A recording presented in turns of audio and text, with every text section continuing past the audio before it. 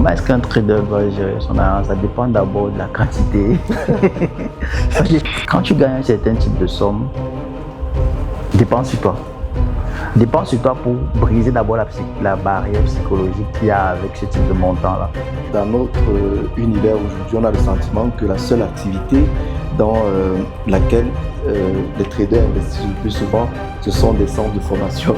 J'ai pas vu de trader juste ici qui a pris un petit capital et qui a multiplié le capital jusqu'à devenir milliardaire ou millionnaire. Moi, je recherche une entreprise. Je recherche à créer et à gérer et à léguer un patrimoine. Et parlant de la gestion des fonds, quelle est votre position par rapport à cela? Est-ce que toi, en tant qu'individu, tu as déjà d'abord touché 20 000 $ pour toi-même? Quand on vous écoute, on voit un homme qui avait un plan bien défini dès la base et qui suit ce plan jusqu'aujourd'hui et qui est d'ailleurs sur la voie de ce qu'il a comme vision devant. Et ça pousse à se poser une question, le trading, une opportunité financière ou une vocation pour vous?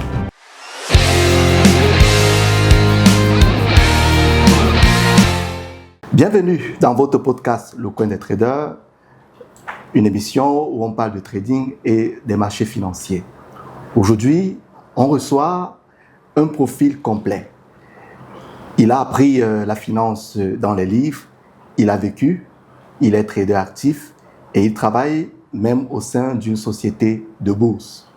Vous remarquez avec moi qu'il a touché tous les rouages de cet écosystème si exigeant. Aubin, merci d'avoir accepté notre invitation pour cette émission. Merci, Gideon. Est-ce que vous pouvez vous présenter afin que nos téléspectateurs puissent savoir réellement qui vous êtes? Ok, je suis Aubin Bamda, aussi connu sous le nom de Money Coach FX dans l'écosystème du trading. J'ai découvert le trading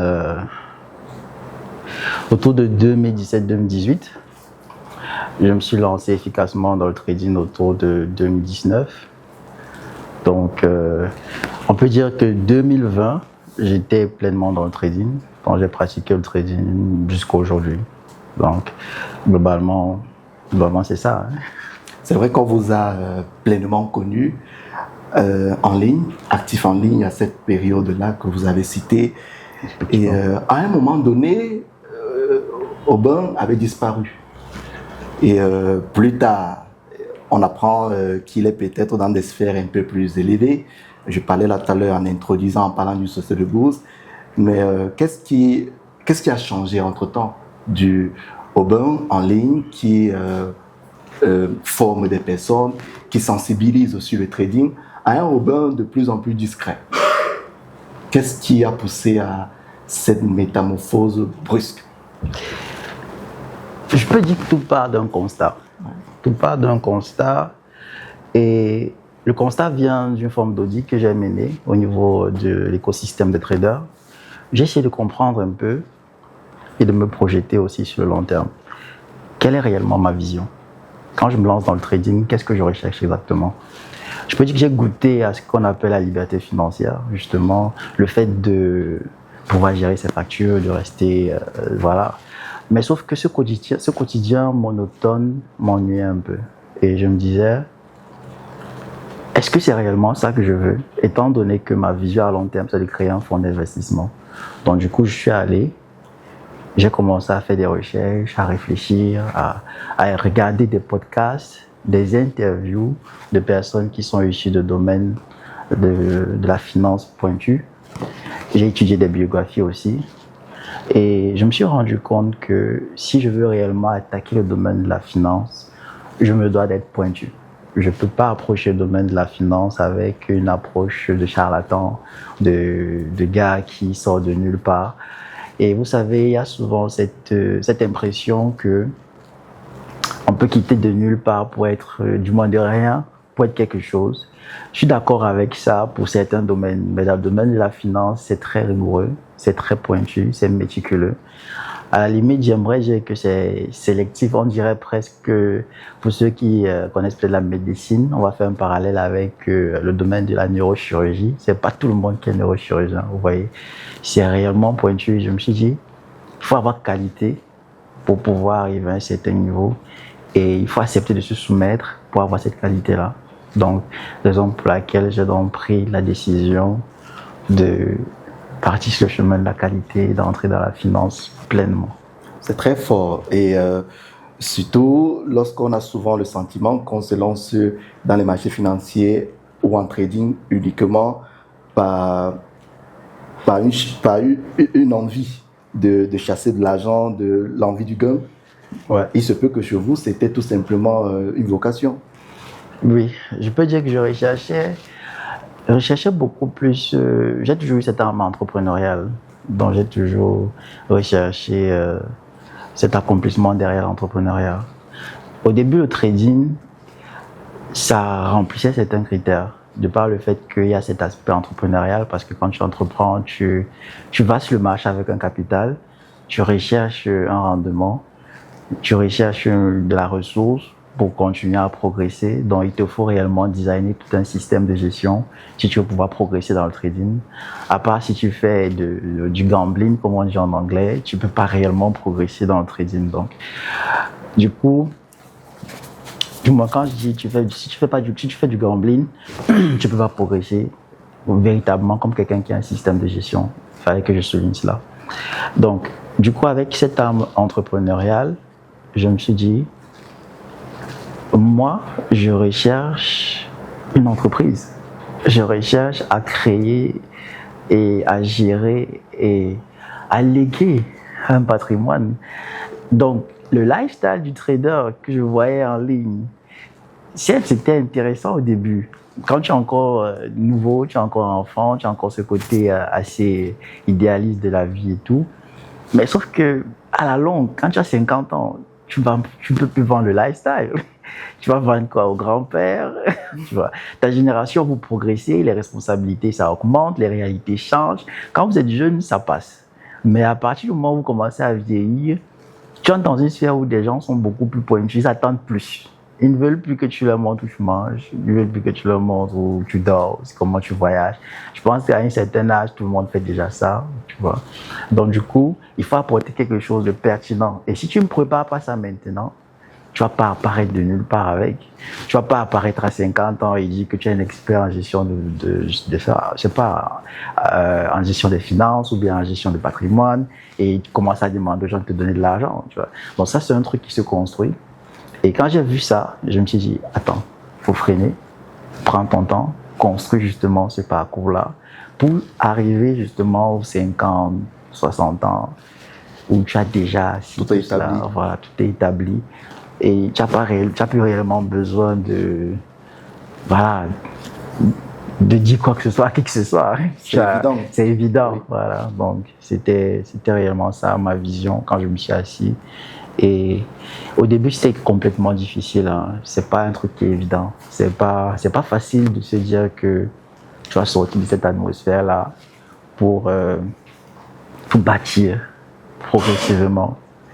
Et surtout quand tu as encore, quand tu as encore le sang qui bouillonne, le sang jeune là, non, tu veux faire ci, tu veux faire ça, tu dois te calmer et accepter que ça va prendre du temps et te soumettre au temps en fait.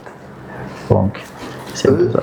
Quand on vous écoute, on voit un homme qui avait un plan bien défini dès la base et qui suit ce plan jusqu'aujourd'hui et qui est d'ailleurs sur la voie de ce qu'il a comme vision devant.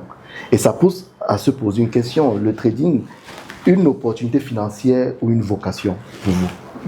Une vocation. Une vocation. Ouais. J'ai toujours pris le trading comme étant une entreprise à long terme. J'ai pas réellement abordé le trading dans la vision d'avoir une vache à lait qui va nourrir une vie bizarre, non. Je voyais en ça un métier depuis le début et je vois toujours en ça un métier. Je voyais en ça une vocation à long terme et qui allait permettre de construire quelque chose de solide. Et c'est quelque chose de solide. Pour ceux qui, à l'époque, participaient souvent aux conférences que je donnais, je disais toujours que l'objectif, c'est d'avoir un patrimoine à léguer pour la prochaine génération. Vous découvrez le trading où? Je découvre le trading à travers un Sud-Africain.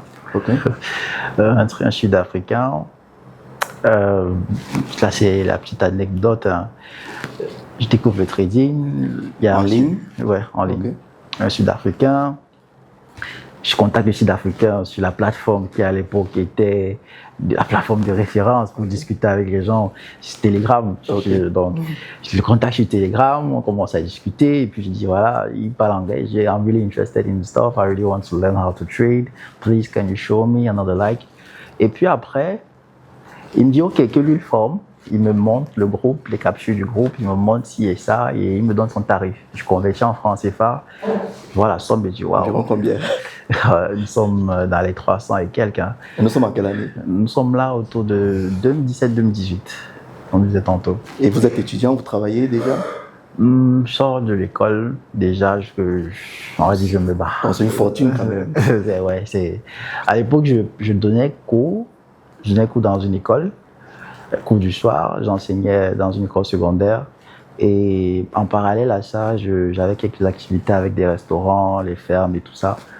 Donc, les petits sous que j'avais, j'ai collectionné ici et là. Puis après, je me suis dit, bon, allons-y, ça m'intéresse, c'est ce que je veux faire. Ça entre dans le cadre de la finance que je souhaite faire à long terme dans ma vie. Donc, allons-y. Et à l'époque, je n'avais pas vraiment de personnes pour me déconseiller ou pour me conseiller, quoi que ce soit, donc j'allais vraiment au pif. Puis, il me donne le numéro de compte, il m'envoie tous les détails. Si c'est le numéro de compte, si c'est pas crypto, si c'est si, voilà comment tu vas opérer. Bon, à l'époque, je ne maîtrisais pas encore le circuit de la crypto. Donc, du coup, il a fallu faire un Western Union. Je fais le Western Union. Tu vas rire, je dis. Je fais le Western Union. Je filme le bordereau, j'envoie, ça coche une fois. Ça coche une fois. Je suis obsédé par le téléphone toute la nuit là. Je regarde le lendemain matin, je regarde la journée, je regarde. Ça a couché une seule fois, ça ne bouge plus. Il reste comme ça, il dort. C'est bon. Ça n'a plus coché. Tu restes comme ça, tu te lèves, tu prends l'argent, tu envoies aux gens. N'est-ce pas, tu as tellement l'argent, tu envoies maintenant, tu partages hors du pays, c'est intéressant. J'étais choqué, j'étais en mode, on m'a pas forcé, on m'a pas tapé, j'avais pas d'arme sur ma tête, j'avais pas de couteau sur le cou, j'ai pris mon argent. Vous avez essayé de lancer des appels et tout. J'ai essayé, mais ça ne passait pas. Tu vois, j'étais en mode, j'ai donné mon argent comme ça, mais je suis resté comme ça. Ça fait pratiquement peut-être 2-3 jours hein, avant qu'il ne revienne. Quand il est revenu, quand il a écrit le premier message hello, j'ai arrêté tout ce que je faisais. La résurrection. J'ai arrêté tout ce que je faisais à l'instant là pour regarder le hello là, pour répondre. Et j'étais en mode, je voulais commencer avec les insultes. J'étais confus, je ne savais pas ce que j'allais lui dire, tu vois. Et du coup, j'ai attendu, j'ai écouté, il m'a dit hello, j'étais indisponible, j'étais en train de faire ci et ça. Mais bon, voilà, tiens, voilà le lien Zoom, on va commencer comme ça. Mon cœur, je dis, ah, putain. Je ne suis pas tombé sur un arnaqueur, heureusement. Heureusement pour moi. Après, il m'a formé, on n'a pas duré. C'était une formation de quoi, pratiquement une semaine et quelques, ça allait vite. Hein. Et puis, c'est ça, machin, l'analyse technique, support résistant, machin, ma stratégie, tu utilises la moyenne mobile, si tu fais comme ça. J'ai dit, ok, j'ai fini tout ça. Et puis après, des questions peut-être qui m'accompagnent et tout, mais bon, voilà. C'est que il était occupé, naturellement. Des trucs en ligne, ouais. Des trucs en ligne. Absolument. Il était occupé, il a fait ce qu'il a pu faire. Mais ce qui m'avait déjà introduit, il avait déjà, quelque part, je vais dire qu'il avait déjà allumé la torche. Donc, nous sommes à lui. Et à cette époque, en mettant une telle somme d'argent pour une formation en trading, sachant que le trading souffre de beaucoup de préjugés, est-ce que le fait que vous étiez dans le domaine de la finance changeait un peu l'approche que vous aviez du trading ou alors de votre entourage qui savait peut-être que vous deviez vous engager dans une telle initiative? Comment est-ce que on appréhendait cela dans votre environnement ou bien par vous-même, sachant tous les préjugés que souffre le trading en Afrique en particulier, des arnaques, le blanchiment et tout ce qu'on peut dire de ça. Bon, en 2018-2019, il n'y avait pas encore d'arnaque. Donc, l'atmosphère du trading en Afrique centrale et au Cameroun, il n'y avait pas encore cette hype-là, tu vois. La hype est arrivée après 2020, après les Covid. Le confinement a justement fait en sorte que les gens s'intéressent à d'autres activités connexes. Qu'est-ce que je peux faire en étant à la maison? Absolument, oui. Qu'est-ce que je peux faire étant donné que désormais, je ne peux plus bouger? Et c'est là que le trading a explosé. Quand le trading a explosé, les cryptos, tout ça. Et après cela, maintenant, les arnaques ont suivi. Si vous regardez bien, vous allez voir que la période d'arnaque est allée de 2020 à pratiquement 2021-2022. Bon, c'est après le Covid. Et c'est aussi des périodes où on a eu des très fortes montées du marché et là, les bandits se mélangent rapidement là pour arnaquer. Mais avant ça, le trading n'était pas très connu. Oui. C'était pas encore... Voilà, il y avait très peu de traders et ceux qui étaient même là ne parlaient même pas. Okay. Donc, je ne peux pas dire que j'ai réellement souffert de préjugés ou de problèmes parce qu'après, en soi, bon, j'étais déjà laissé... j'avais déjà, on va dire quoi, quitté la maison, entre autres. J'étais à Grand et tout. Donc, j'ai pas eu ce problème-là de « Oh, tu fais quoi de ta vie ?» machin. J'étais en train de faire ce que je faisais. Bon. Et aujourd'hui, parlons d'aujourd'hui, puisque ce n'était pas le cas avant, aujourd'hui, on peut dire ouvertement que le trading souffre énormément de ces préjugés. Qu'est-ce qui alimente cela, notamment sur le champ africain? Qu'est-ce qui alimente les préjugés? Bon, du coup, je vais peut-être te poser la question pour mieux comprendre. Quand tu parles de préjugés, tu parles de quoi? Je parle de la manière dont plusieurs personnes conçoivent l'activité, notamment dans le mauvais sens du terme. Ok. Oui. Bon, peut-être pour mieux m'orienter, me situer, je peux prendre un exemple, tu peux prendre moi un exemple. Oui, peut-être aujourd'hui, plusieurs personnes se sont fait arnaquer, par exemple, et ça peut toucher le point de l'alimentation. C'est peut-être des choses qui alimentent les préjugés, les préjugés autour. Okay. Mais en dehors de ça, qu'est-ce qui les alimente profondément au-delà du point que j'ai eu à citer? Est-ce que ce n'est pas aussi le comportement des traders? Est-ce que ce n'est pas, on parlait tout à l'heure du lifestyle exagéré? Qu'est-ce qui réellement alimente ces préjugés autour du trading qui sont pour la plupart du temps négatifs? Je dirais que les préjugés sont beaucoup plus alimentés par le fait que, de un, il y a eu une très grosse vague d'arnaques. L'Afrique centrale, Afrique de l'Ouest, il y a eu une très grosse vague d'arnaques. Et c'était même dans le monde, même pas seulement. C'était même dans le monde. Je pense qu'à l'époque, il y avait cette femme-là qui avait collectionné beaucoup de crypto. Elle avait demandé aux gens d'investir. C'était une femme. Après, elle a disparu subitement avec sa plateforme. Non, pas dans le monde. Dans ce monde-là. Je pense qu'on appelait la Queen Bitcoin ou bien Crypto. Je ne me souviens pas vraiment de son nom, mais j'avais quand même lu. Il y a une femme aussi qui est enfermée pour ce genre de truc depuis plusieurs années déjà. C'est toute une secte en tout cas. Tu vois, donc il y a eu réellement plusieurs arnaques. Tu vois, et c'est le domaine de la crypto qui vient avec les arnaques et tout ça. Le Forex, par contre, les arnaques qu'on voyait dans le Forex, c'était beaucoup plus la gestion de compte. Donne-moi ton argent, je vais multiplier l'argent. Après, on crame tout. Après, ça devient les problèmes. J'ai eu pas mal de personnes que, durant le parcours que j'ai rencontré, que j'ai connu, qui ont réellement souffert de ces problèmes-là.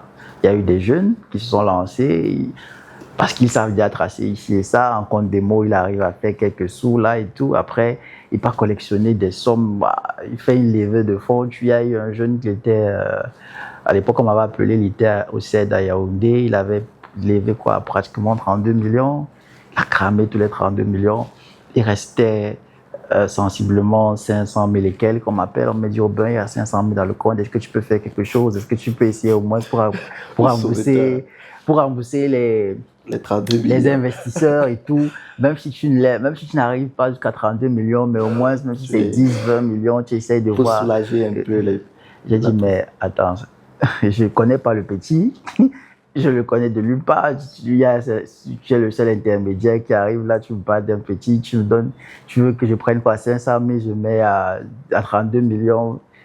D'abord, en termes de trading, gestion de risque, 500 000, tu mets pas ça à 32 millions en une journée. Je prends le lot de 10. En termes de gestion de risque, surtout pourquoi? Parce que j'avais réellement cette approche professionnelle du trading. Donc, du moins, j'ai cette approche toujours professionnelle du trading.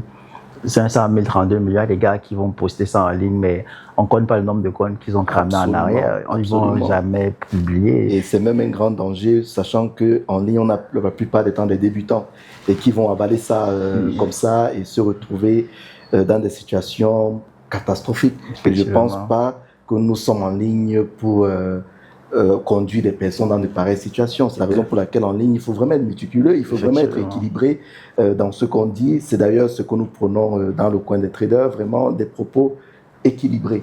Parce que on a des débutants, des amateurs, parfois même des personnes qui vont découvrir l'activité sur vos plateformes. Il faut savoir dire les choses avec mesure. Oui, clairement. Et parlons de la gestion des fonds. Quelle est votre position par rapport à cela? Est-ce que la gestion des fonds en elle-même est mauvaise, ou alors tout dépend de la manière dont cela est géré, de la manière dont l'activité est menée? Parce qu'il y a la plupart, et vous l'avez si bien dit, des problèmes qu'on rencontre en trading, lorsqu'on veut même parler d'arnaque et tout, c'est vraiment des personnes qui ont levé des fonds pour trader pour les autres. Est-ce que c'est un véritable problème, la gestion des fonds elle-même? En soi, la gestion des fonds, je ne trouve pas que ce soit une mauvaise chose. Je connais des gens qui gèrent des fonds jusqu'à présent et ils sont OK. Le problème avec la gestion des fonds, c'est quand tu t'y prends trop tôt, quand tu n'es pas préparé. Pourquoi? Parce qu'il faut avoir qualité à gérer une certaine somme d'argent. La qualité vient du fait que tu dois d'abord travailler ta psychologie, habituer ta psychologie, t'habituer toi-même à ce type de somme.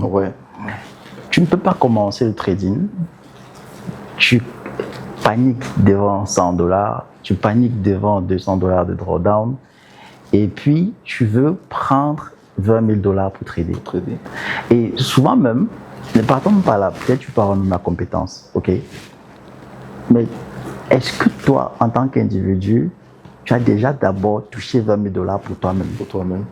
Est-ce que tu as déjà dépensé $20 000 dans des projets? Est-ce que tu as déjà perdu $20 000 et surmonté justement ce petit tracas psychologique? Parce que la psychologie en dépend, effectivement. Voilà. Est-ce que tu as déjà investi $20 000, dépensé $20 000 sur toi-même? Est-ce que tu as touché, épargné? Est-ce que tu manipuler $20 000 pour toi, c'est quelque chose de normal? Si c'est le cas, forcément, gérer $20 000 pour toi ne sera pas trop psychologique. Par contre, si tu n'as jamais touché $20 000, tu n'as jamais vécu la psychologie que $20 000 apporte, tu ne peux pas dire que tu veux gérer $20 000. Désolé, ça ne marche pas comme ça. Les gens m'ont dit non, Aubin, tu n'es pas optimiste, tu n'es pas dans la motivation. Il y a un seuil infime entre être obstiné et être idiot. Donc, il y a un seul infime entre quelqu'un qui persévère et quelqu'un qui s'obstine à faire quelque chose de mauvais, en fait. Et il y a aussi, dans le cadre du trading, il y a un seuil infime entre quelqu'un qui est optimiste et quelqu'un qui est dans l'illusion.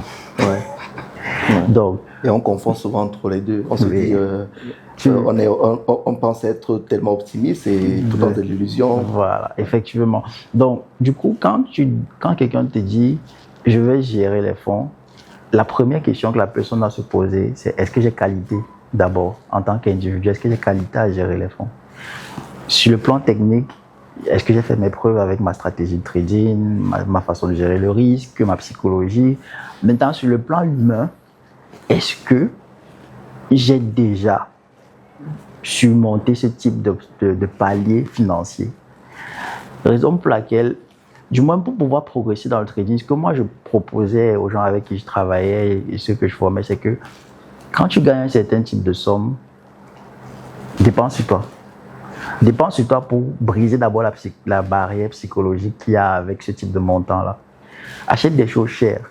Tu n'achètes pas des choses chères parce que tu veux dépenser de manière ostentatoire, non. Tu achètes des choses chères pour briser un certain type de psychologie d'abord. Briser un certain type de barrière pour te familiariser avec le fait de dépenser des choses chères. Parce que quand tu dépenses, c'est quelque part, voilà, c'est un peu de la perte. Quand tu dépenses, c'est du passif, tu vois, c'est de la perte. Tu dois pouvoir perdre ça consciemment et accepter. OK? Et du coup, quand tu surmontes ce type de barrière-là, quand tu donnes un capital conséquent à gérer, parce que tu n'as plus ce type de problème, ça ne devient plus réellement très lourd pour toi. Tu arrives à accepter progressivement. Maintenant, les gens vont essayer de faire un parallèle avec l'institutionnel. On va dire, mais au bas, les traders qui tradent les milliards dans les fonds d'investissement et tout, tu veux dire quoi? Ils sont d'abord milliardaires? Non, désolé, le fonds d'investissement, il y a un process. Il y a des process. Il y a des règles. Il y a un cahier des charges que le trader a. Il y a des limites. Il est guidé, il est entretenu, il est chouchouté. Le trader, il a son psychologue. Il a vraiment tout l'arsenal derrière pour performer. Toi, tu es en fonds propres. Tu essaies de te lever. Donc, n'essaye pas de vouloir faire de l'analogie avec ce qu'il ne faut pas. Le trader institutionnel, c'est un autre univers avec ses réalités. Il n'a même pas de pression parce qu'il ne sera pas condamné en prison parce qu'il a eu à perdre quelque chose. Voilà. Il est juste dans une responsabilité, comment est-ce que je dirais ça, professionnelle, de bien gérer ses fonds, puisque sur le plan de la carrière, ça lui donne des grades, mais il n'a pas la pression de perdre et de se retrouver en case ou alors de ne plus rentrer chez lui le soir. Voilà. Il y a un peu plus de tranquillité. Il n'y a pas de comparaison quand même. Effectivement, il n'y a pas de comparaison. Et c'est ça, donc, c'est ce que je disais entre ce côté optimiste et cette illusion-là. Il faudrait d'abord accepter cette réalité. Est-ce que j'ai qualité? Si tu trouves que tu as qualité, étant donné que tu veux gérer de l'argent à un niveau en tant qu'entité personnelle et physique, c'est-à-dire que tu n'es pas une entreprise, assure-toi d'abord d'avoir suffisamment de fonds. Assure-toi d'abord d'avoir été capable de briser ce type de barrières psychologiques dont on a parlé. Et maintenant, OK, tu peux prendre et tu gères. Pas de souci. Et là, disons qu'on a un trader qui démarre, côté technique, stratégique, il est OK. Comment est-ce qu'il va gérer son capital pour atteindre les sommets ou alors pour durer sur le marché? Tu démarres avec un capital, atteindre les sommets. Tu démarres avec un capital, tu n'as pas suffisamment d'argent. S'il a $1000. Ouais, $1000 après, voilà. $1000 c'est de l'argent, c'est vrai, mais à très long terme sur le marché, sauf si tu as une activité parallèle qui finance ta vie, $1000, tu ne peux pas vivre avec. Il est si difficile d'aller vraiment du plus bas au plus haut en trading. De mon expérience, de mon point de vue, et des traders que j'ai côtoyés, même les gens qui sont connus, que j'ai écouté leur biographie, du moins leur podcast, comment ils racontaient leur vie et tout, j'ai pas vu de trader jusqu'ici qui a pris un petit capital et qui a multiplié le capital jusqu'à devenir milliardaire ou millionnaire. Il y a eu toujours une phase où il a soit levé des fonds, où on lui a confié des fonds, ou alors il a eu un travail, il y a eu d'autres sources de revenus qui sont venues complémenter ces fonds, qui ont permis de croître le compte davantage. Donc au cas où il n'a pas peut-être des fonds qui lui sont alloués, on peut dire qu'il peut avoir une activité qui est complémentaire à l'activité de trading, lui permet d'augmenter ses fonds. Oui, d'augmenter les fonds progressivement et voilà, de prendre davantage de risques et tout ça. Mais dis que tu es dans ta chambre seul, on t'a donné $1000, on t'a dit fais ta vie avec le trading, vas-y, deviens le prochain, je sais pas, la prochaine licorne du trading. Non, ça va être compliqué. Et là, ça touche le point vraiment là de la gestion des finances. Et comment est-ce qu'un trader doit donc gérer son argent? Comment est-ce qu'un trader doit gérer son argent? Ça dépend d'abord de la quantité. Ça dépend de la quantité. De la gestion du montant. Ça dépend du montant. Tu ne vas pas donner des réalités pour ceux qui ont des portefeuilles costauds à quelqu'un qui démarre avec 100, 200, $1000. Disons entre $500, $1000. C'est un peu la moyenne qu'on a souvent. Gérer, bon, quand on parle de gérer ici, il faudrait peut-être qu'on arrive à situer le contexte. Quand on parle de gérer, c'est gérer son argent. C'est-à-dire, là, nous sommes vraiment, comme je le soulignais, dans la gestion des finances. Okay. Je gagne, puisque on a parlé tout à l'heure qu'il devrait aussi avoir une activité qui puisse être un levier dans sa croissance sur le marché. Oui. Il gagne.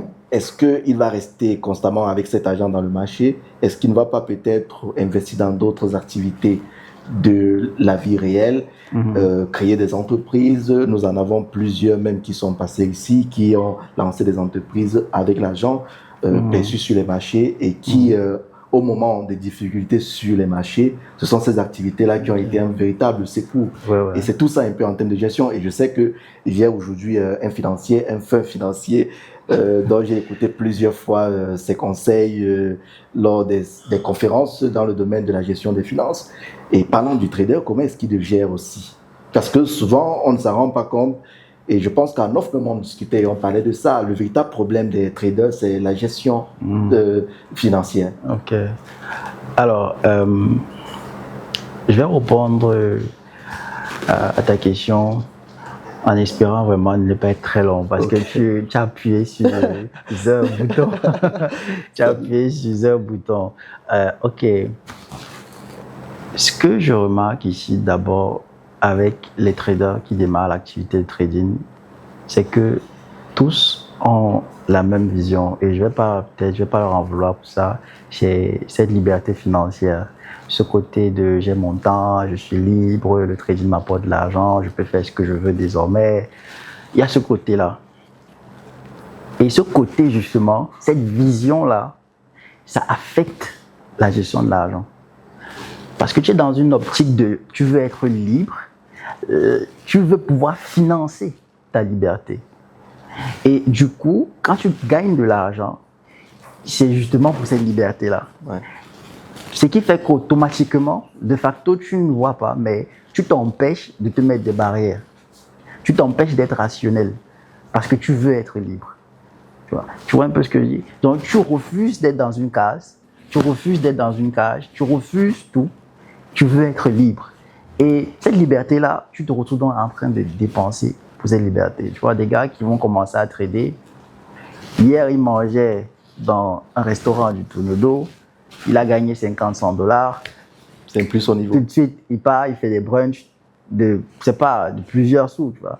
Donc, du coup, il veut migrer rapidement. Il veut sortir de ce cadre. Il est étouffé par le manque, la pauvreté qu'il a vécu et il veut tout de suite être dans l'opulence. Surtout que l'idée qu'on a du trader, c'est quelqu'un de luxe. Voilà, c'est quelqu'un qui est dans du luxe, qui vit bien, tu vois. Et ça affecte énormément. Du coup, ça désorganise la logique de la gestion financière dans la tête. Dans l'activité de trading, j'ai dit c'est un chemin entrepreneurial. Et les empires ne se bâtissent pas rapidement, ça se bâtit progressivement. Je démarre l'activité de trading. Peu importe ce que tu vas faire, tu es sujet à ce qu'on appelle le risque de marché. Le risque de marché, c'est un risque inhérent dans le marché. Ça fait en sorte que, peu importe comment tu vas te comporter, si un actif doit chuter d'un certain nombre de pourcentages, ça va chuter. Si un actif doit augmenter d'un certain nombre de pourcentages, ça va augmenter de par la nature de la macro et tout ça.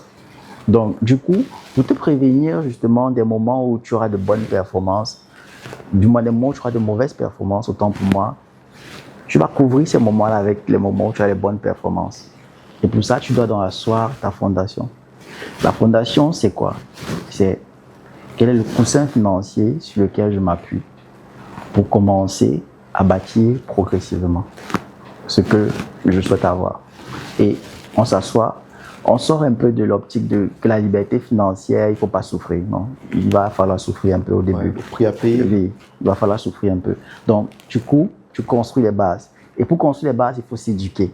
Tu t'éduques d'abord sur ce qu'est réellement la liberté financière, la construction d'un patrimoine. En anglais, on appelle ça wealth management. Tu dois être capable d'avoir des notions en diversification, savoir ce que c'est qu'un business, connaître la nature et le cycle d'activité d'une entreprise, cycle économique d'une entreprise, maîtriser tous les aspects autour de l'investissement réel parce que, en soi, être trader, du day trading, du swing trading et tout ça, c'est pas réellement de l'investissement proprement dit, puisque c'est ce qu'on appelle, c'est une activité, je vais dire ça comment, il y a des activités passives et il y a des activités actives en fait. Donc le trading, tu dois être devant les graphiques, tu veux gagner de l'argent. Donc ça rend un peu le truc actif, tu vois. Donc tu construis un socle à travers d'abord l'éducation. Tu dois t'éduquer. Le temps que tu dis que tu as, utilise le temps là pour t'éduquer. Absorbe le maximum de connaissances autour de la finance, autour de l'investissement, autour du business. Comment est-ce qu'on construit un business? Comment est-ce qu'on fait perdurer un business dans le temps? Et quels sont les aléas, les avantages et tout ça? Réellement, tu te cultives en fait au niveau de l'activité économique. Tu choisis l'activité économique qui sied bien avec toi et ta vision. Donc, ça veut dire que tu t'assois, tu sors le cadre de la liberté financière et tout. Tu dis, OK, ma vision à long terme, c'est d'avoir un patrimoine. Je vais être capable d'arriver dans mes 40, 50 ans et pouvoir jouir du temps avec mes enfants et tout ça et avoir des activités qui fonctionnent. Ces activités qui fonctionnent, c'est maintenant que tu commences à les construire pour que plus tard, ça puisse fonctionner.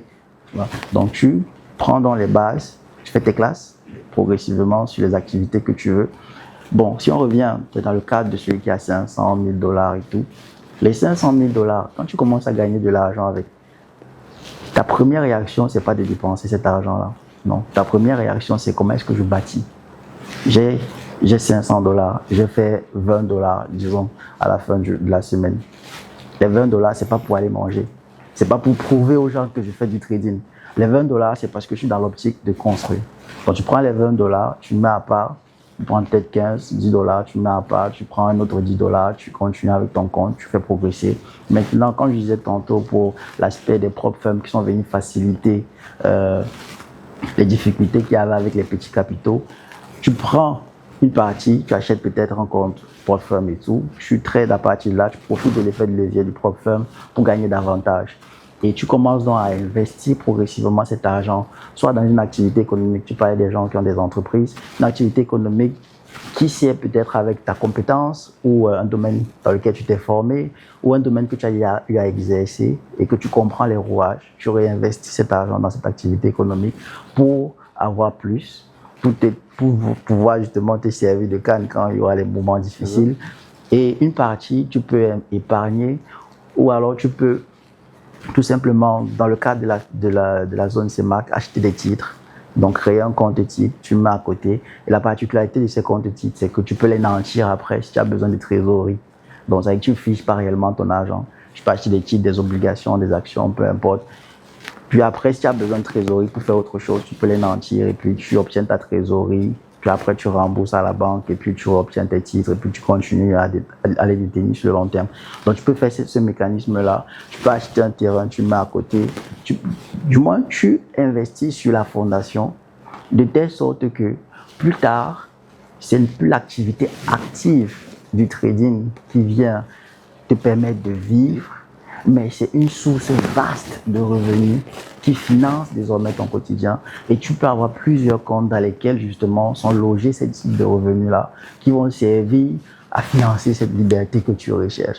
Mais dis que tu vas venir mettre la pression sur un compte de trading et financer ta vie, en même temps croître le compte, en même temps vouloir bâtir une faute. Non, désolé, tu peux pas. C'est très bien de le dire ainsi, surtout que dans notre univers aujourd'hui, on a le sentiment que la seule activité dans laquelle les traders investissent le plus souvent, ce sont des centres de formation. Donc, merci d'avoir élargi un peu le champ à l'agriculture, au bien immobilier, à l'actionnariat, parce qu'effectivement, le trader africain, aujourd'hui, on parlait des préjugés. Je pense que l'une des méthodes pour vraiment combattre cela, c'est de voir des traders africains qui créent des véritables systèmes de richesse, qui créent des emplois à travers les entreprises et les institutions qu'ils pourront créer et mettre sur pied. Mais quelle est la place, parlant de la formation, quelle est la place de la formation pour un trader? Est-ce qu'à un moment donné, on se dit tout est déjà bon, je n'ai plus qu'à exécuter tout ce que j'ai appris, plus besoin de suivre? Est-ce que M. Aubin a un mentor encore aujourd'hui? J'ai plusieurs personnes que je suis et qui m'inspirent énormément. J'ai une personne avec qui j'interagis beaucoup, donc avec qui je partage mes difficultés, je partage les endroits où je suis coincé. Il est africain? Oui, il est africain. Je recherche des orientations. Oui, il est camerounais. Okay. Et il est dans le plan de la carrière. Il est vraiment assez bien positionné et tout. Donc je discute avec lui. Quand j'ai des difficultés, je parle, on discute. Et en termes de mentorat, je dirais que j'ai plusieurs personnes que je regarde, j'ai plusieurs personnes que j'observe, j'ai plusieurs personnes avec qui je discute aussi. Donc, chaque personne a son atout et le point sur lequel il se démarque, il est fort. Donc, quand j'ai une problématique qui entre dans ce cadre-là, je sais que je peux le contacter. Donc, je peux le contacter, je peux solliciter un call, je peux solliciter juste une petite discussion ou bien tout juste poser mon problème et attendre quand il sera disponible, il me répond. Donc, c'est ce que je fais. Et j'aimerais qu'on soit clair sur une chose. Hein. L'idée de je me suis fait seul, cette idée-là de je me suis fait seul, je n'ai eu besoin de personne, ça n'existe pas. Ouais. Ça n'existe nulle part. Je dis bien, ça n'existe nulle part. Il y a self-made là, je vais dire, c'est l'histoire de l'Américain qui s'est fait lui-même et tout. Ça n'existe nulle part. Tu auras toujours besoin d'une main. Tu auras toujours besoin de quelqu'un qui est prêt à dire que, oh ben, je vais prendre ma crédibilité, je vais prendre mes années d'expérience, je vais les mettre en gage ou en jeu pour que tu puisses avancer. Je vais prendre tout cela parce que j'ai foi en toi ou parce que j'ai confiance en toi. Dans toutes les histoires que tu vas entendre, pour ceux qui sont réellement égoïstes, ils ne vont peut-être pas parler de ça. Absolument, c'est l'égoïsme en tout cas. Pour ceux qui sont réellement humbles, ils vont te dire que j'ai trimé et je suis tombé sur une personne ou un groupe de personnes qui ont cru en moi et qui m'ont dit, écoute, je sais que tu peux faire ça, viens, tu es la bonne personne. Et à partir de là, quand la porte s'ouvre, c'était bon. La vie change du tout au tout et voilà qu'ils sont partis. Dans le self-made, pour moi, je ne crois pas trop. Je me dis, tu es fait derrière quelqu'un. Il y a quelqu'un qui va arrêter ta main et qui va te permettre de quitter d'un étage à l'autre. Maintenant, comment est-ce que tu arrives à trouver cette personne? Sorry, je n'ai pas la boussole. Mais une chose que je sais, c'est que tu peux être prédisposé à accueillir justement cette personne de par ton comportement, ton caractère, ta façon de traiter les gens. Il faut impérativement garder cette humilité-là. C'est là que j'épouse peut-être un tout petit peu cette idéologie du côté de l'islam un peu où tous acceptent qu'ils sont venus sans rien, ils vont partir sans rien. Donc ça ne sert réellement à grand chose de s'attacher. Ouais. Okay? Donc du coup, quand tu as cette vision-là, tu sais que peu importe l'immeuble que tu vas construire, peu importe la pertinence de ton projet de vie, ce n'est pertinent que parce que tu as envie. À partir du moment où tu meurs, ce n'est plus pertinent. Ce n'est pertinent que parce que tu es vivant et parce que tu as cette flamme-là qui fait en sorte que ce soit pertinent. Mais quand tu n'es plus là, ce n'est plus pertinent, tu vois. Et donc, du coup, si tu vas toujours te mettre en tête que, voilà, tu peux le faire seul, tu n'as besoin de personne, tout le monde te déteste, ou bien tout le monde est mauvais, tu vas rester, tu vas stagner. Il y a des gens qui sont hyper talentueux, qui sont hyper intelligents, mais ils sont nulle part, on ne les voit pas. Parce qu'il n'y a pas eu une personne justement qui a tenu la main et les a mis en lumière. Tu vois? Il y a des gens qui sont talentueux, forts, tu vois comment il est fort, il est talentueux, mais il est arrogant. Il a un très mauvais comportement, une attitude très condescendante. Et ce type de personnes, tu ne peux pas les mettre en lumière. Tu vois? Donc, si tu remarques bien, il y a même des gens qui sont mis en lumière et qui vont te dire clairement que moi, j'ai observé autour, j'ai vu que je ne suis pas le plus talentueux, j'ai vu que je ne suis pas le plus intelligent. Je ne suis pas en lumière parce que je suis le plus fort. Je suis en lumière parce qu'il y a eu une bonne personne qui a cru en moi et qui a su me mettre ici. Et tout ce que je fais quand je suis ici, c'est de me surpasser justement pour ne pas décevoir cette personne qui a su croire en moi en fait. Donc, c'est la même chose. Quand vous évoluez dans votre activité, que ce soit du trading ou peu importe l'activité, il faut garder en tête que ce n'est pas un self-made chemin. C'est un chemin où tu vas rencontrer des gens, tu vas interagir avec des gens. Il faut toujours avoir cette humilité-là, d'accepter que tu peux apprendre, même si c'est le gardien, même si c'est celle qui balaye, même si c'est celle qui essuie, tu peux apprendre. Et tu ne sais pas qui justement va, on va dire en anglais, usher you to the next door, or usher you to your door. Tu vois, ça peut être un gardien qui connaît une bonne personne justement, mais parce que si tu es mal comporté avec le gardien, le jour où il a l'occasion de discuter avec cette bonne personne-là, et que peut-être, voilà, juste comme ça, la bonne personne-là a un problème et que tu pouvais être une solution, il ne parle pas de toi. Mais parce que ou alors, parce que tu t'es bien comporté, il parle de toi. J'ai un ami qui travaille à Passant, j'ai un ami qui travaille dans une grosse boîte, je ne vais pas citer, mais il est dans cette grosse boîte-là vraiment parce qu'il avait été, il s'était très bien comporté avec un vigile. Voilà. Et effectivement, avec un vigile, et aujourd'hui, il a traversé beaucoup d'échelons dans cette boîte. Il est vraiment, c'est un cadre dans cette entreprise. Pour dire vraiment, tout le monde peut, notre voix, ou alors pour ceux qui sont chrétiens, Dieu peut passer par n'importe qui pour nous amener à l'étape de notre destinée. Et je pense que c'est cette humilité qui manque à beaucoup de traders. Mais il n'y a pas que cette humilité qui manque aussi, mais il y a aussi le fait, puisqu'on parle là de trading, qu'il y a des personnes qu'on veut considérer comme mentors, mais après on se rend compte que ce sont des vendeurs d'illusions, des vendeurs de rêves. Mais qu'est-ce qui permet de distinguer le vrai du faux? Ou alors le trader sérieux du faux trader? Avec l'expérience que vous avez, je sais que vous avez vécu de tout type. Et votre conseil sur ce point aidera certainement plusieurs. D'abord, de un, on ne vend le rêve qu'à celui qui est prêt à acheter. Je pense que peut-être vous avez entendu ça. Donc, on ne vend le rêve qu'à celui qui est prêt à acheter. Et le rêve passe beaucoup plus chez ceux qui sont pressés. Je lisais encore un livre, Les escrocs. J'essayais de comprendre un peu la mentalité des arnaqueurs. Étant donné qu'on est dans le domaine de la finance, forcément, il y aura de l'arnaque. On va rencontrer des gens qui arnaquent aussi. Donc, il faut comprendre un peu la psychologie derrière. Et les arnaqueurs ont ça de particulier. Et je pense que le livre a été écrit durant les années 1900. Nous sommes en 2026, quoi. C'est sensiblement le même mode opératoire. Les arnaqueurs ont cette particularité, c'est qu'ils aiment appuyer sur le bouton de la cupidité. Ils aiment appuyer sur ce bouton-là. Ça peut aller vite, tu peux le faire rapidement. Ne t'inquiète pas, ça va vite chez moi. C'est très c'est simple. Il n'y a pas d'inquiétude. Regarde d'abord ma vie. Écoute, tu peux le faire, tu vois. Et pour ceux justement qui sont pressés, ils vont tomber. Maintenant, pour ceux qui arrivent à être suffisamment conscients que c'est un chemin, peu importe l'activité, c'est un chemin. Et ici, j'ai besoin de connaissances et de compétences qui vont me servir à long terme. Ils vont s'asseoir et ils vont prendre le temps d'apprendre. Raison pour laquelle je pense que je vais peut-être ici te féliciter, toi et Lévis aussi. La qualité du message. Vous êtes dans une logique de sensibiliser.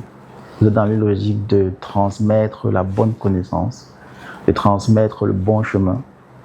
Et il serait idiot de se dire que on va troquer justement la bonne information pour une vie superficielle, rapide.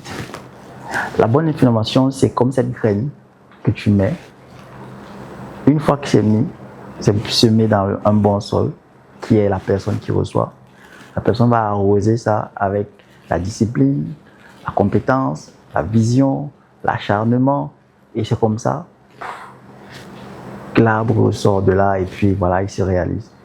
Donc, ceux qui viennent vendre le rêve auront cette facilité à promouvoir ce qui est rapide. Ceux qui viennent parce qu'ils veulent justement construire vont toujours te sensibiliser, te mettre en garde et te faire avoir toujours les pieds sur terre. Parce que sincèrement, dans le domaine de la finance, à partir du moment où tu évolues dans l'illusion, tu vas te buter.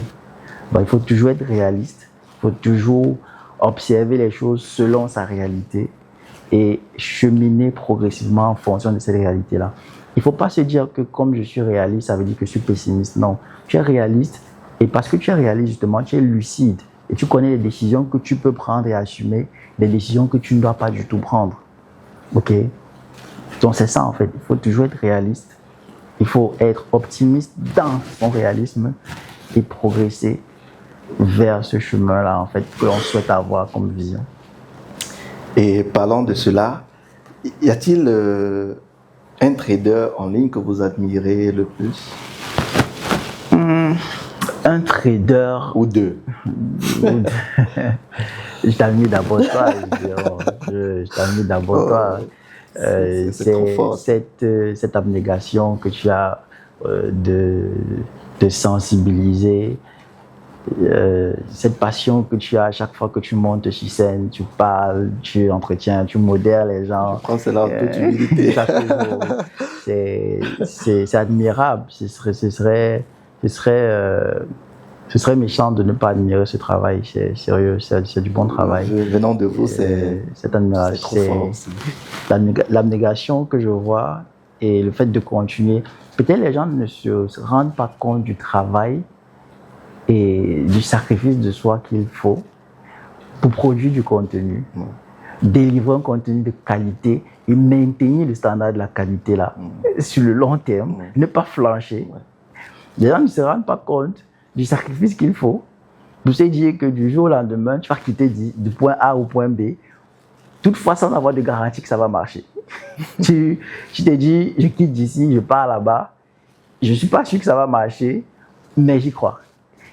Et ce qui est intéressant, c'est que tu fais tout cela, il n'y a pas un groupe de personnes qui sont derrière toi en train de te dire que, écoute, Gideon, nous, on va t'accompagner. Peu importe ce que tu fais, peu importe comment ça va. Non, on est là, on est là. C'est que tu es en train de bâtir, en fait. Et tu bâtis toutefois sans attendre la validation. Tu veux le faire, tu as cette passion. Ok? Et c'est admirable. Merci. C'est vraiment admirable. Maintenant, pour ce qui est peut-être du volet international et tout, je vais dire que en termes d'admiration, sincèrement, pour que j'admire un trader, et je vais pas sonner ingrat ou bien méchant dans ce que je dis, tu vois. Mais pour que j'admire un trader, je dois prendre le temps d'écouter, de voir la vision, de voir la personne quitter du point A au point B, de voir si la vision reste constante, de voir si elle est pertinente, ce qu'il est en train de transmettre en fait comme vision, cette vision-là, est-ce qu'elle est réellement pertinente et est-ce qu'il vit cette vision-là en lui, il porte vraiment ça ou est-ce qu'il est juste en train de vouloir nous vendre justement quelque chose qui n'a pas réellement, oui. Donc j'essaie d'observer ça. Au-delà de cette observation, j'essaie d'écouter la qualité du contenu de la personne, ce qu'il dit. Est-ce que c'est pertinent? Est-ce que ça peut vraiment permettre à quelqu'un de quitter d'un point A à un point B aussi? Ou est-ce qu'il est tout juste en train de masser l'ego des gens et de maintenir les gens dans la médiocrité tout en leur faisant croire que? Ok, donc je prends ce temps-là d'écouter cela. Et il y a des chaînes YouTube que j'ai vraiment écoutées où on interviewait des traders avec beaucoup d'expérience. Et sortais toujours là rafraîchi avec les difficultés qui se répétaient, avec les réalités de chacun. Je ressortais toujours de là vraiment rafraîchi avec pas mal de connaissances. Et c'est ça qui m'a permis vraiment d'avoir cette lucidité dans l'activité de trading. De ne plus être dans cette illusion que du jour au lendemain, les choses, comme ça, non. C'est un truc qui est progressif. Et la vérité est que quand tu t'y mets, ça va arriver. Tu vas réellement exploser. Tu seras réellement dans cette situation financière que tu recherches. Tu vois. Mais si derrière cette situation financière n'est pas accompagnée par une vision et une raison d'être, à un moment donné, tu te lasses et tu deviens complaisant, tu vois. Donc, c'est cette énergie-là que je recherche, en fait. Quelqu'un qui ne va pas justement être complaisant sur le chemin. Quelqu'un qui est en train de continuer et qui est réellement pertinent dans la construction d'un patrimoine. Donc, quand j'observe tout cela et que je prends cela en compte, il y a actuellement dans le contexte africain, il y a un trader particulièrement qui le fait subtilement, mais il ne montre pas trop à ses abonnés. Il monte subtilement, tu vois, et c'est Kojo. Voilà. Ok, Kojo, Oui. le Ghanéen. Oui, Ghanéen Kojo. Il gagne de l'argent, il monte le lifestyle, mais Kojo fréquente. Kojo est un intellectuel à la base. Il montre souvent comment il filme souvent sa librairie où il lit des livres. Kojo a payé des experts pour apprendre Bloomberg. Ça se voit dans un podcast que j'ai suivi de lui, vraiment percutant et très cool, mais vraiment profond. Il est intelligent, il est très intelligent. Kojo, il a suivi une formation, il a fait son master, il fait des certifications CIA, qui est une certification en alternative management, alternative investment, autant pour moi. C'est une certification assez intéressante dans le domaine de la finance. Je pense qu'il va peut-être attaquer aussi le CFA. Je ne sais pas, mais à le voir, je pense que c'est un truc qu'il va faire parce qu'il peut financer justement cela. Mais sauf que ce n'est pas un truc qui va mettre en lumière. Ce n'est pas un truc qui va communiquer intensément dessus. Il va te montrer les graphiques, te montrer le lifestyle. Mais de temps en temps, il te remet à l'ordre en te faisant comprendre qu'écoute, il y a le lifestyle, mais ne me mélange pas avec ceux qui vendent le rêve. Moi, je bâtis quelque chose. Oui, moi, je bâtis quelque chose. Je construis, j'investis dans des entreprises, tu vois. Et c'est cette subtilité-là que quand j'ai commencé à voir chez lui, j'ai dit non, le mec, il sait ce qu'il fait et il sait ce qu'il est en train de faire. Mais il faut être subtil, il faut être vraiment posé pour voir ça, pour être capable de voir que le mec il sait ce qu'il est en train de faire, il sait où il est en train d'aller. Donc on peut dire qu'il y a en partie, il y a Kojo. Et maintenant, en termes d'international... Il n'y a aucun francophone d'Afrique. Francophone d'Afrique, moi je vais m'arrêter chez toi. Hein, les autres, sincèrement, comme j'ai dit tantôt, à partir du moment où tu tournes trop dans l'univers du trading, tu me répètes les mêmes choses. Que non, un trader, la vie d'un trader, les stratégies de trading. Tu me fais que me parler du trading. Moi je comprends que tu n'as pas d'autre chose, tu n'as pas de profondeur. Ça veut donc dire que les gens vont se méprendre en croyant qu'ils sont experts en trading parce qu'ils parlent uniquement du trading. Profond, la finance, le trading, c'est ça. Oui, le trading des CFD. Oui. Les CFD, c'est ça dans l'investissement. Surtout qu'il faut que les gens comprennent qu'ils ne sont pas en train d'investir. Ils traitent les CFD.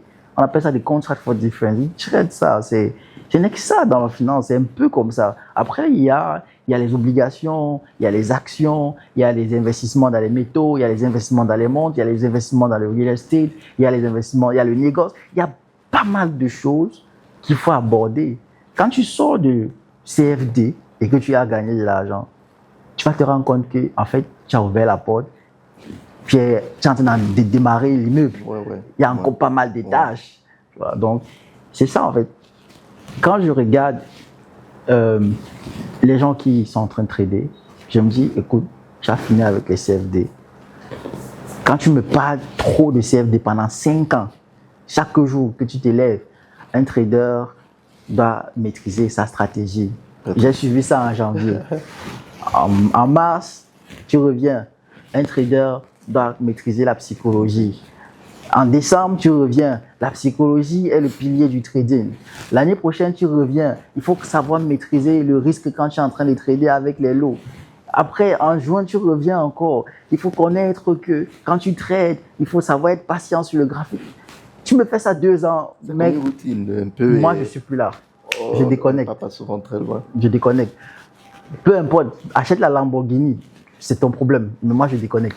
Je ne suis pas inspiré par le matériel. J'ai posé cette question, elle n'était pas stupide justement, parce que lorsqu'on demande souvent quel est le trader qui vous passionne, que vous admirez, pour des personnes, on va se baser sur 2 choses généralement. Soit le nombre d'abonnés de ce trader, il a combien d'abonnés. Donc s'il a 800 000, 1 million d'abonnés, c'est à coup sûr il est fort.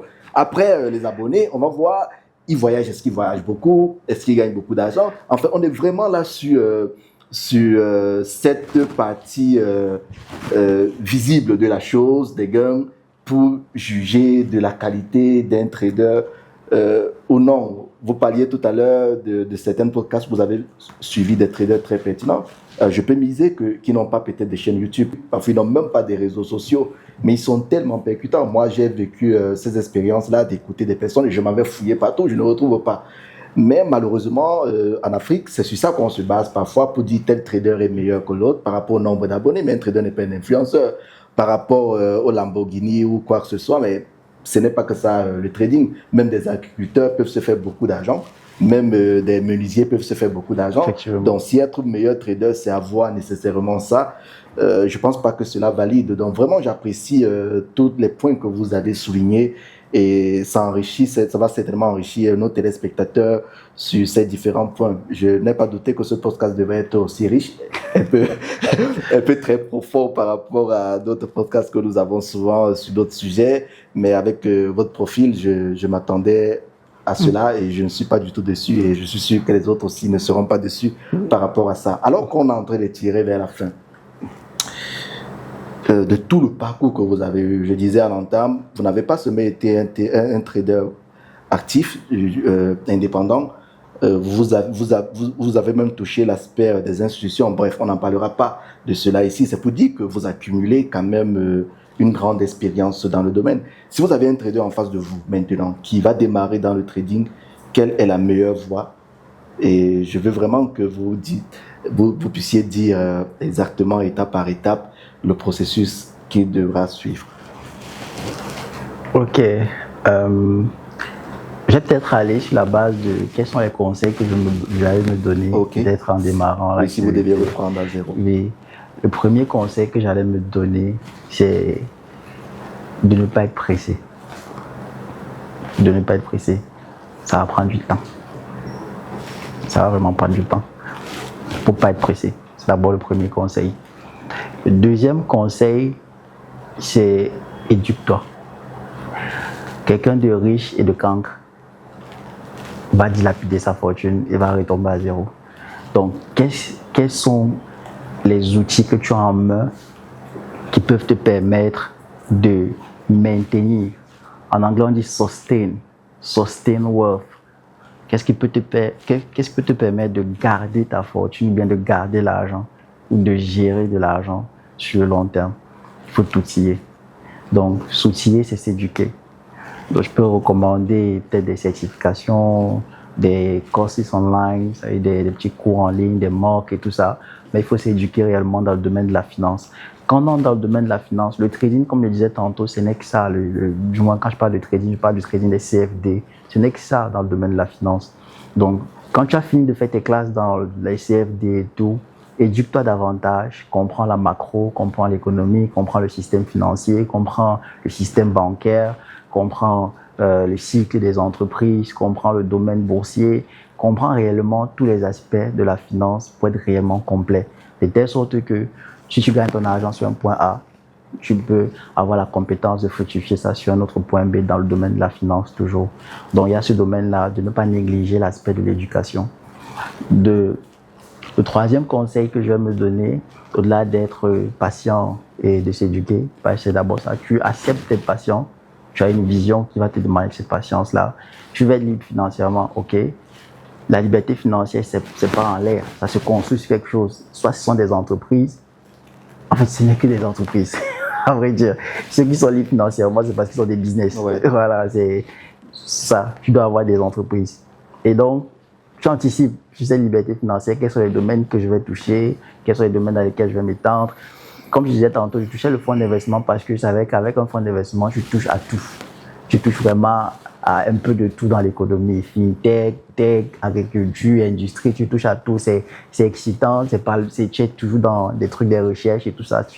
Voilà, tu vois. Donc il y a ce côté-là, la patience, tu établis ta vision, où est-ce que tu veux aller, tu t'éduques maintenant et tu comprends que l'éducation ne va pas s'arrêter. Ne pense pas que tu vas quitter d'un palais à un autre et puis voilà, tu vas arrêter de t'éduquer. C'est mort. Si tu as cette mentalité-là, laisse tomber. Tous ceux que j'ai rencontrés sur mon parcours qui sont exceptionnellement forts, like very excellent in what you're doing, dans ce qu'ils font, ils sont excellents. Ce sont des gens qui ont en eux cette graine de je ne connais pas assez, je dois encore connaître. Ouais. Et toi, tu es en mode, mec, ce que tu connais, c'est. Tu vois, l'éducation.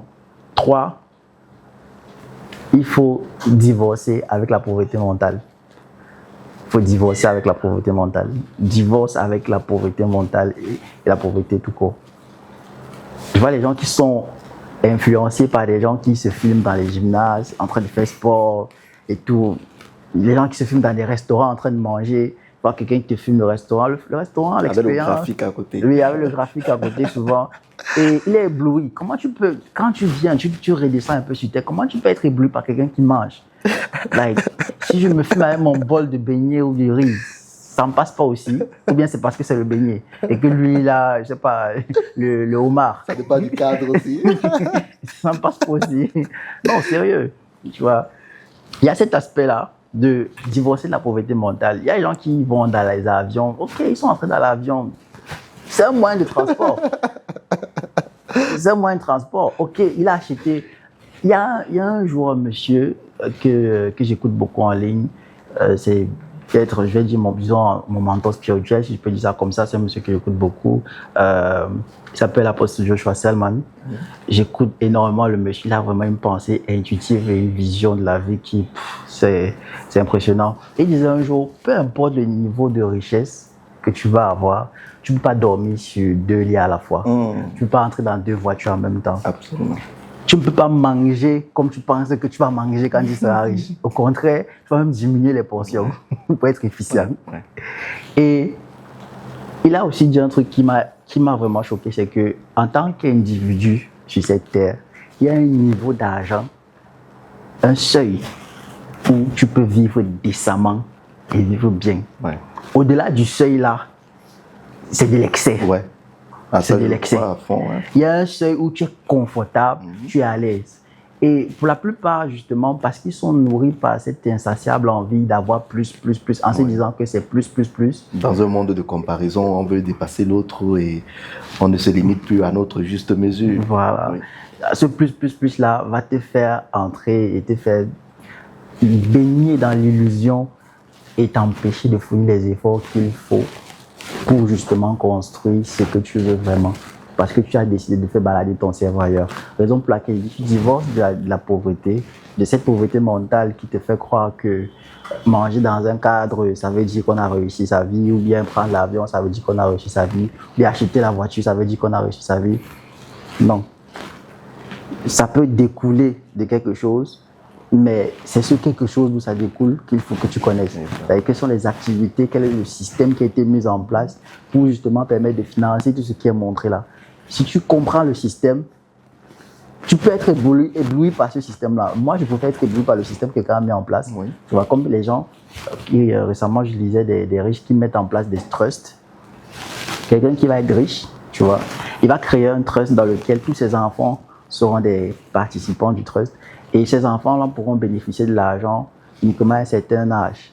Et une fois que ces enfants se marient avec des partenaires, tu vois, parce qu'ils sont partenaires du trust ou bien font partie du trust, s'ils divorcent, ou bien si le partenaire divorce, le partenaire ne peut justement pas partir avec la fortune. Okay. Tu vois un peu. Le seul moyen pour le partenaire de bénéficier de la richesse, c'est si le partenaire est marié et dans le trust avec la personne. Mais quand tu divorces, tu sors du circuit. Tu sors du circuit, tu vois. L'homme, il est marié à une femme et la femme divorce. Elle croit qu'elle va bénéficier de la richesse. Oh, l'homme, lui, te dit, moi, je ne bénéficie de rien. C'est pas ma richesse. Je suis juste dans un truc. Tu vois, c'est comme si je suis actionnaire. Tout ne dépend pas de moi, tu vois. Pour que tu partes avec tout ce qu'il y a là, il faudrait que tout le monde te donne. Tu vois un peu. Tu sors de là. Oui. Tu perds tous les avantages. Oui, tu perds. Soit tu restes. Soit tu restes et on bénéficie de tout ça, tu vois. Et il y a un autre. Ça peut résoudre beaucoup de problèmes en Afrique. Ça, ce sont des systèmes. Tu vois, ça, ce sont des systèmes que moi, ça m'impressionne. Tu vas pas me montrer la voiture, tu vas me... Non, impressionne-moi avec ce type de choses. Bah, la voiture, tu vas rouler avec, tu vas garer. Ouais. La voiture, achète ça neuve avec le plastique. Si tu sors, tu cognes. C'était bon. Et encore pire, souvent, je déconstruis justement ces choses-là en allant regarder comment les gens construisent ça. Tu vois, tu pars, tu regardes des documentaires de comment on construit la voiture de tes rêves. Et tu vois que c'est sur une chaîne. On est en train de construire. Il y a des mécaniciens qui sont en train de faire des trucs. C'est que tu es en train de hyper, pour quelqu'un, c'est normal. Oui. Tu vois. Et au-delà de ça, aujourd'hui, ça va te plaire. Demain, on va sortir la version +1. On te dit même qu'on produit 1000 pièces par heure. Et c'est ça que tu as envie. Tu as envie, les gens. Et moi, je prends aussi une petite analogie et tout. Imagine un peu quelqu'un qui, en 2024, a créé des problèmes à son ami, peut-être pour, je pense que c'était le iPhone 14, ou qu'est-ce qui est sorti en 2024, un truc de ce genre, qui a créé des problèmes à son ami, bien, il a carrément détruit une relation à cause de ça. Nous sommes au 17. Il va se sentir comment? Il va se sentir comment? Et bientôt, on va partir au 18. Il m'a quelqu'un qui a volé, peut-être, pour acheter ça à l'époque là. Nous sommes au 17, il fait comment il continue encore à voler. Donc il ne faut pas se sentir impressionné par ce genre de choses. Parce que ce genre de choses, avec le temps, ça va toujours, il y aura toujours mieux. Ouais. Il ne faut pas être impressionné par le matériel. Même si c'est volé dans l'avion, les trucs, ça, il y a des gens dans le même monde où tu es impressionné par l'avion. Il y a des gars qui utilisent ça pour aller à l'école et puis ils rentrent à la maison. Tu vois, ça dépend un peu du truc. Donc, sorti de cette mentalité-là. Et maintenant, je pense que j'ai vraiment duré sur duré sur ce point. Je ne souhaite même pas que ça s'arrête là. Et aller maintenant, une fois que tu as divorcé de la pauvreté, tu vas maintenant plus tard au 4e point. Tu acceptes, et je pense que c'est souvent, c'est ce conditionnement mental que j'ai eu à faire. Il y avait des exercices que je faisais devant le miroir souvent. J'accepte que j'ai droit à ce qu'il y a de meilleur dans ce monde. Pas parce que quelque part quelqu'un doit signer que j'ai qualité, mais tout simplement parce que je suis en vie. Ah ouais. La condition sine qua non pour laquelle j'ai droit à toutes les ressources de la terre, c'est parce que je suis en vie. Il n'y a pas d'autre condition. Il n'y a pas un diplôme, il n'y a pas une attestation, il n'y a pas un relevé bancaire, il n'y a rien. Parce que je suis en vie, c'est que la terre a de meilleur à offrir. Elle peut me l'offrir aussi. J'aime ça parce que tout le monde peut penser ainsi aussi. Ouais. C'est que la terre a de meilleur à offrir, elle peut me l'offrir aussi. Certaines personnes traduisent ça en se disant si lui a pu le faire, c'est que moi aussi je peux le faire. Tu vois. Mais moi je ne vois pas ça comme ça. C'est pas que si lui a pu le faire, moi aussi je peux le faire. C'est clair que c'est ça. Mais c'est pas comme ça que tu dois voir. C'est que nous tous, on a droit à ça. Ouais. Pas parce qu'il y a un système qui conditionne ceux qui doivent avoir, mais parce que nous tous sommes en vie. Si on tire une balle sur toi ou sur moi, on va mourir. Et quand on tombe au sol, on devient des cadavres, on ne devient plus au bain le cadavre. C'est le cadavre. Quand on dit qu'il y a levé de corps, c'est pas il y a levé de bain, il y a levé de corps. Ouais. On va aller voir le cadavre à la morgue, on ne te donne plus un nom, c'est un cadavre, tu vois. Donc, c'est moi parce que nous sommes tous en vie, justement, nous avons droit à ce que la terre a de meilleur à offrir. Et si pour toi, ce que la terre a de meilleur à offrir, c'est le fait de voyager, tu peux le faire. Des gens voyagent. Tu voyages, tu peux voyager, tu dois voyager. C'est ce que tu veux réaliser avant de mourir, mais vas-y, tu vas le faire. Crois, accepte que ça peut être ta réalité aussi. Tu vois, c'est ce conditionnement mental-là, en fait, que je me suis donné.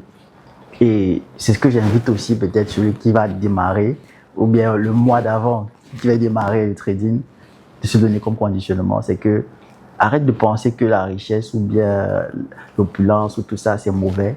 C'est quelque chose de normal. Et si on veut même aller peut-être plus loin en creusant peut-être dans le domaine de la finance, vous allez comprendre que les billets, ça s'imprime. Ça s'imprime. Les chiffres sur les comptes sont des chiffres, comment on appelle ça, scriptural. Donc ça se modifie avec l'ordinateur. Donc du coup, des choses qui se modifient et qui s'impriment, si tu vas attacher ta valeur à ça, c'est que tu n'auras jamais de valeur parce que ça s'imprime à l'infini.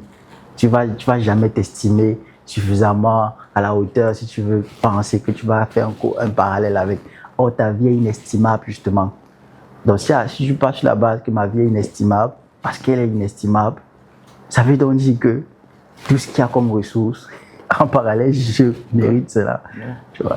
Donc, c'est ce niveau-là, en fait. Accepter aussi qu'on a droit à cette richesse-là. On a droit à être riche. On a droit à vivre de manière apaisée et normale. Voilà. Il y a des gens, leur seul problème, c'est quelles chaussures je vais porter le lendemain. Toi, ton problème, ça ne peut pas être que je vais manger quoi demain. Donc, tu peux aussi arriver à ce niveau de problème-là. Voilà. Donc, il y a ce volet-là en 4e position. Et en dernière position, 5e volet que je m'aurais donné comme conseil. Et ce n'est pas 5e parce que c'est moindre. Okay. Le classement, ce n'est pas par ordre de croissant ou décroissant. Non. Tout ça, c'est au même niveau. Tu vois. Le dernier volet pour moi, c'est entoure-toi de bonnes personnes. assure-toi d'avoir les bonnes personnes autour de toi. Il y a une chose que je poste souvent sur mon statut, c'est que il ne faut pas être tellement pauvre que la seule chose que tu as, c'est l'argent. C'est ce que je poste souvent. Il ne faut pas être tellement pauvre que la seule chose que tu as, c'est de l'argent. Parce que l'argent que tu fais, tu le fais à partir des hommes. L'argent que tu fais, c'est un homme ou une femme, du moins un homme avec un grand H, qui va acheter ton produit ou ton service. Ouais. C'est un ne homme. vole pas. Oui, ça ne vient pas dans tes poches par hasard. Tout ça passe par des hommes. Tu vois. Il ne faut pas être suffisamment pauvre, bien, il ne faut pas être aussi pauvre. De n'avoir que de l'argent, comme richesse. Comme richesse, en fait. Et aussi, j'associe souvent ça aussi avec le fait que, est-ce que tu as une personne dans ton répertoire qui t'aime suffisamment et de manière réellement inconditionnelle? Je ne parle pas de ta mère ou de ton père ou de tes frères, non. Je parle d'une personne, doit être hors de ta famille. Est-ce que tu as une personne qui t'aime de manière inconditionnelle, au point où si tu appelles la personne à 3 heures du matin, allô, broda ou sista, je ne sais pas quoi, je suis dans tel problème, la personne ne va pas te poser les questions. La personne va dire, tu es où, j'arrive. Est-ce que tu as ce type de personne autour de toi, capable de, disons, se sacrifier pour toi? Ce niveau de loyauté, de confiance et de profondeur. Si tu n'as pas ce type de personne, tu es pauvre. Il faut chercher. Il faut t'entourer ça. C'est pas obligé d'être uniquement ta femme ou ton mari et tout. Il faut avoir quand même une personne dans ton cheminement. Je dis ça pourquoi? Parce qu'il y a beaucoup de personnes qui souffrent de dépression. Il y a beaucoup de personnes qui sont détruites de l'intérieur. Et quand ils se tournent autour, il n'y a personne pour les écouter. Il n'y a personne pour les tenir la main sans les juger. Il n'y a personne. Moi, j'ai eu peut-être la chance d'avoir un pote avec qui on a grandi et avec qui, dès la base, on a été clair. On a été tellement crus l'un avec l'autre et transparents que, voilà, il n'y a pas un sujet qu'on ne peut pas aborder. Soit, je sais pas, soit vénéré par qui tu veux, mais quand tu es devant moi, tu es mon pote. Ouais, absolument. Et je ne veux pas savoir comment va celui qu'on vénère. Je veux savoir comment toi mon pote, tu vas. Et n'hésite pas à me dire les réalités. Tu vois. Est-ce que tu as ce type de personne-là? Donc ça, c'est mon 5e point. Il faut avoir de bonnes personnes autour de toi. Parce que quand tu as les bonnes personnes, ça te soulage psychologiquement. Et quand tu vas traverser les difficultés, les problèmes, tu sauras qu'il y a quelqu'un avec qui je peux discuter. Pour une activité comme la nôtre, c'est capital. Vraiment, c'est capital. Je me réjouis profondément de cet échange, vraiment, surtout que les points que vous venez de citer, et c'est la raison même pour laquelle je m'en réjouis davantage. C'est qu'on a vraiment cette même vision. Les points que vous avez cités ne sont pas qu'attachés au trading, ça peut aider dans toutes les autres activités de la vie. Et je ne vois pas le trading différent des autres activités de la vie. C'est une activité comme les autres et les réalités de la vie sont les mêmes pour tout. Et vraiment, je l'apprécie. Et je suis très heureux de vous avoir reçu ici. Ou alors je me sens honoré. Moi aussi. Vous voyez, moi aussi. Je suis devant les grâces de Dieu. Mais attends, après ça, il y a d'abord les selfies, man. Mais attends, je vais s'assurer. Honnêtement, je vais être honnête. Parce que je vais être honnête. On va parler là, on va se dire, ah non, s'il y a une star ici, c'est Monsieur Aubin. Non, c'est pas moi. Depuis pratiquement, je peux dire 2020-2021, je pense 2021-2022, on l'a plus vu sur un plateau. Même sur les réseaux sociaux, c'est comme s'il a complètement disparu. Et je suis sûr que plusieurs qui ne l'ont pas vu le verront de nouveau sur cette chaîne. Et on va se demander, mais comment est-ce que Gédéon a pu faire pour amener Aubin sur son plateau? Voilà pourquoi je me sens vraiment honoré de sa présence. Et j'aime vraiment son approche et tout le monde pourra en juger. Je pense que si tous les traders, si toutes les personnes qui sont en ligne avaient ce type de message, le trading serait respecté. Je ne dis pas ça parce que je vous ai en face de moi, mais c'est clair. C'est une vérité absolue que j'ai dans mon cœur. Si tous les traders avec ce raisonnement, cette approche, mais on a vraiment on est fiers de dire qu'on est trader quand on vous écoute.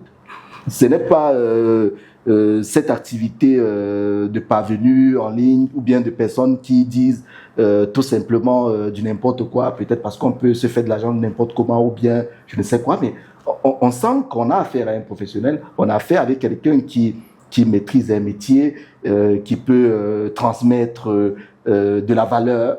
Et pour moi, je pense que ça nous honore, nous qui sommes acteurs de ce secteur. Merci. Donc, merci vraiment merci, Junior. Merci pour l'invitation. Et je vais poser tout simplement une dernière question.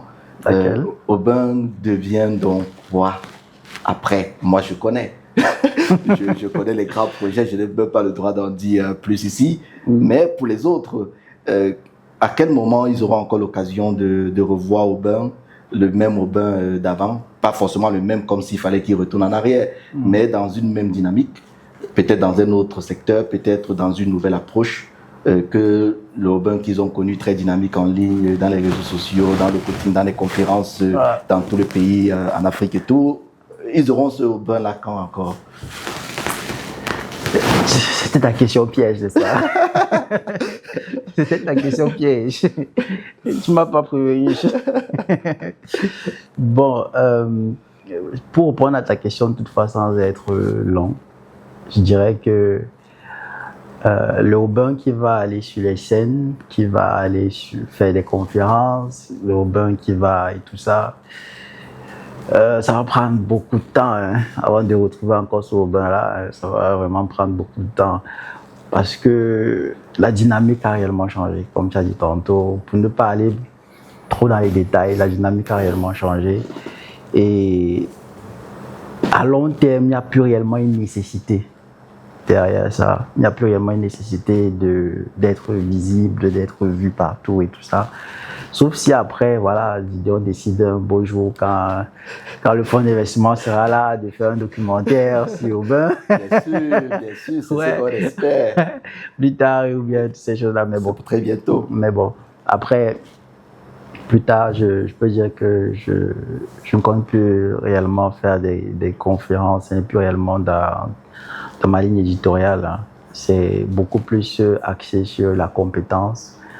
J'ai dit, quand j'expliquais tout à l'heure tout ce que je disais, l'éducation et tout, un trader se doit d'abord d'être intelligent. Si tu n'es pas intelligent et pointu dans le domaine, c'est que tu n'es pas différent d'un charlatan, parce que je ne vois pas quelqu'un qui est déjà assis et qui est aisé, qui n'a plus de problèmes financiers.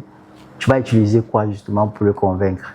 Tu vas utiliser quoi? L'argent? Il a déjà l'argent, il ne souffre pas, ses enfants sont OK, tout le monde est OK, lui-même il est OK. Il faut être intelligent, tu dois avoir une valeur ajoutée.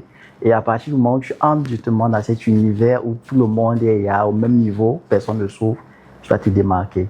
Et pour se démarquer maintenant, ça demande beaucoup de travail.